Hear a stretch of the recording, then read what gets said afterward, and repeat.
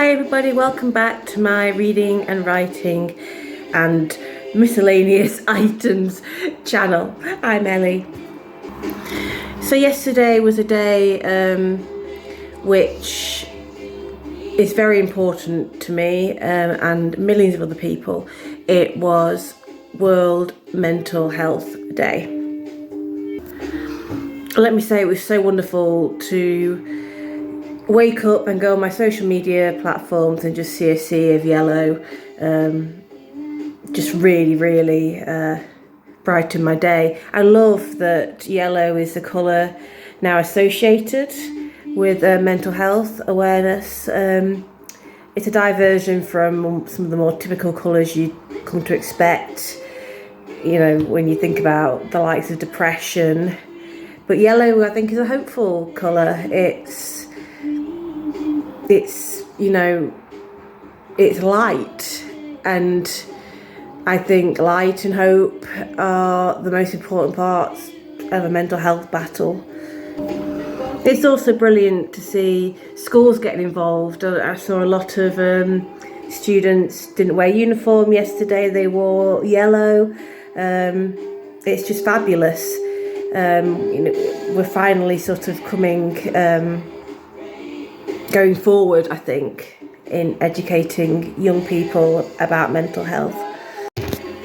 So I'm only 34, but the strides taken for mental health awareness in young people, I think, is huge. It took me a long time to accept my messiness and my poorly mind, and as a young person, it was terrifying. I didn't know what was happening to me. I felt so abnormal. I didn't know what to do with myself, and there wasn't nearly as much help out there that there is now, thankfully. So I think it's wonderful that young people are now getting the education and awareness to recognise it sooner and not be scared to speak out, hopefully. You know, I think it's vital that children are aware that it's okay not to be okay.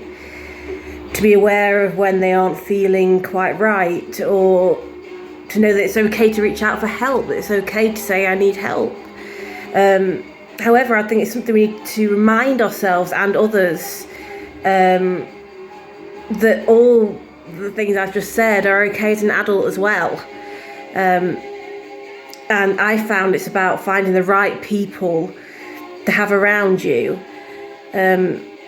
And also a vital thing is actions do speak louder than words. So I did a lot of thinking yesterday. I did a blog about this because the theme of this year's World Mental Health Day was mental health in the workplace. And I think this is a really vital thing to explore.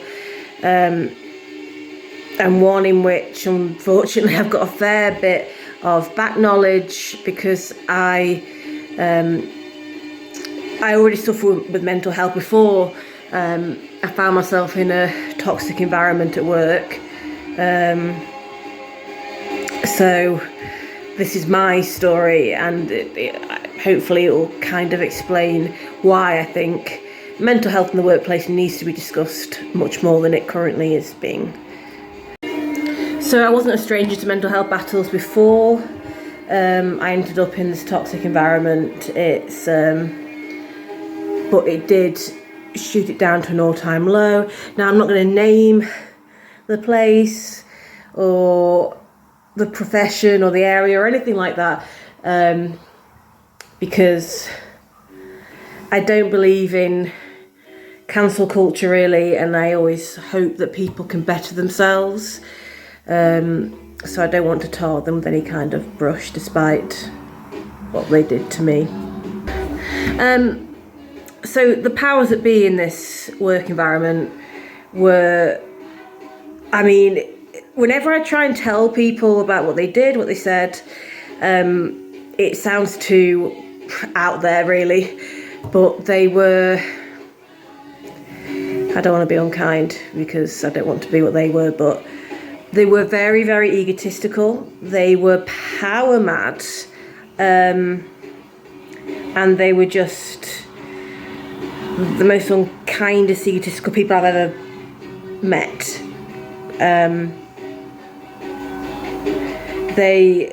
You'd walk down a corridor and you'd say, "Morning, hi, you're right," and they'd literally just keep walking.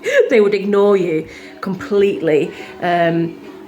And worse than that, if there was somebody higher up than you who they deemed worthy of speaking to, they would acknowledge them and ignore me and others. It's very belittling, and it gets to you after a while. They would just look at you like you were something they'd trodden in. And sometimes they'd just enter a room and just stare at you. It was really intimidating behaviour. It made you feel so small and so worthless. And it was intimidating behaviour designed to make you feel bad. And again, it's just power, misused power. And I had to get out of there, but it was messy and it was horrible. And I wouldn't wish it on anybody. And the hardest thing is that I worked so hard. I went above and beyond, and unfortunately it was one of those environments where actually the more successful you were, the more jealous people got, and it wasn't a team.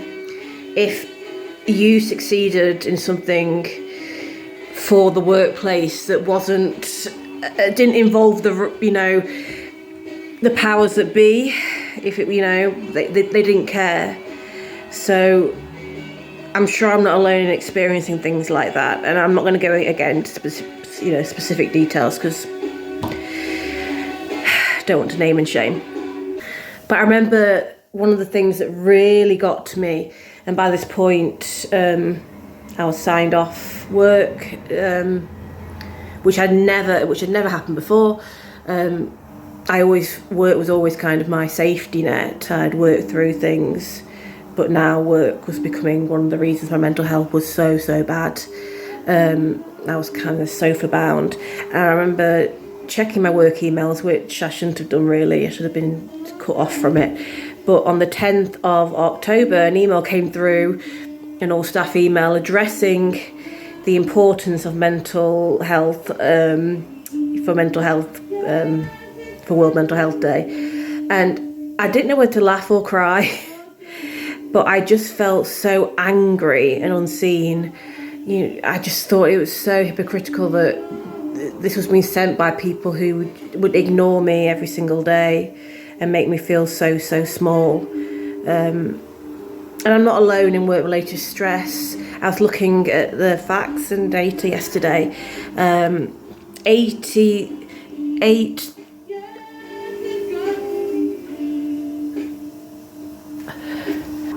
And I'm not alone in work-related stress. I looked at data and, facts and figures, and it was the fifth reason for absence from work in 22-23. Now, I think honestly, it's probably even higher than that. This is not a judgment at all, because I've used it a lot. Although I've kind of come to terms and I'm quite open about my mental health, and then I don't mind speaking about it and speaking to others about it. In the past, and even fairly recently, actually, I would use a physical excuse, such as a migraine or a stomach bug, to mask my poor mental health, because it just seemed easier, and it seemed like people would accept that more readily than I've had a really bad mental health. My mental health's been really poor. And I still find it difficult sometimes. But it's something that I'm constantly working on, that it's okay to say, actually, my mental health is poor and that's why I won't be in work today. So I got out of that working environment, and it's something I would encourage others to do if it makes you feel that bad. It's not worth it, and I appreciate that isn't easy to do. It hasn't been easy coming out of that work placement,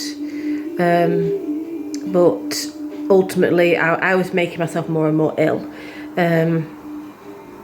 I think it isn't until you leave a toxic situation, whether that be a workplace, a relationship, a living situation, that you can actually see the damage it has caused, and the whole world is out there, because you can feel very trapped.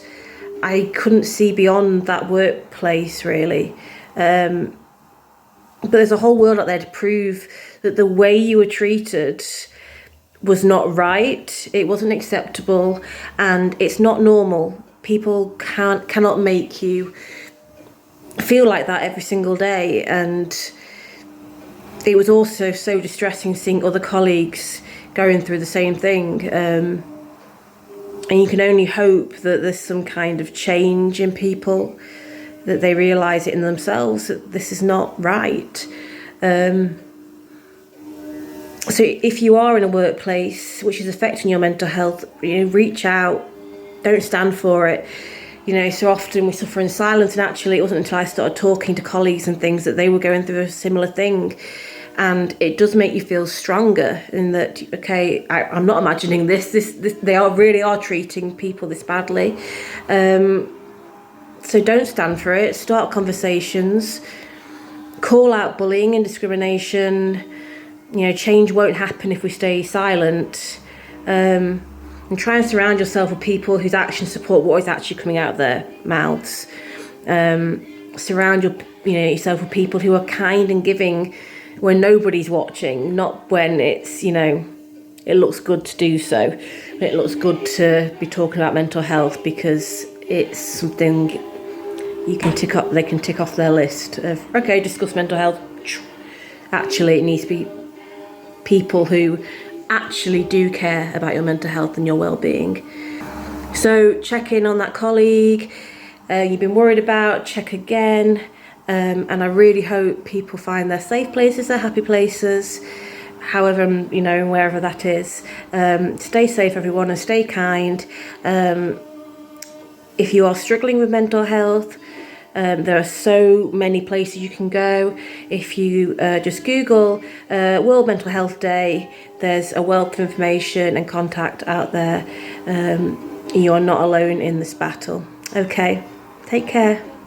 Bye.